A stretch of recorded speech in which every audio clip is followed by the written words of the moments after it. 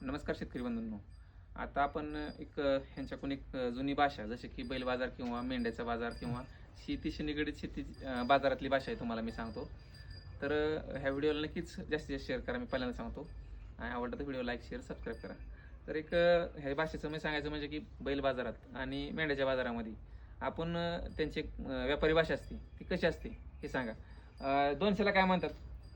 200ला दुस्ती म्हणतात. 300ला 300ला ढाला म्हणतात. आणि 1000ला 1000ला सवय म्हणतात. 2000 2000ला दुस्तीच येणार. 3000 3000ला डालाच येणार. 4000 4000ला खम्मस येणार. 5000 5000ला 4000ला गांडा येणार.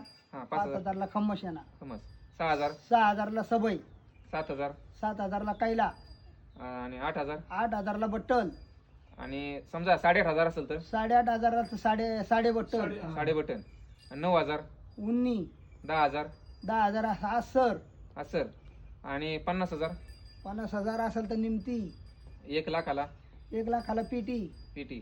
समजा आता 5 लाख असेल 5 लाख असलं तर मग ती खम्मसच येणार ना. हा कमस पीटी. लाख कशी येणार? असं आहे का? 5 खम्मस. हा हा हा. म्हणजे ही एक पाहू शकता अशा प्रकारची एक व्यापारी भाषा आहे. हा तर नक्कीच काही लोकांना नवीन जो बाजारामध्ये जातो त्याला ही भाषा कळत हा, नाही, असे. कारण की ती व्यापारी भाषा असल्यामुळे ही त्यांच्या दोन दलालामध्येच ही त्यांच्यात भाषा चालतं बोलली ते. जाते. इतर हा आपण सामान्य जण जेव्हा जातो हा. तेव्हा तो दहाला फक्त त्यांच्याकडे ठोकन पाहत बोलतात. असतो.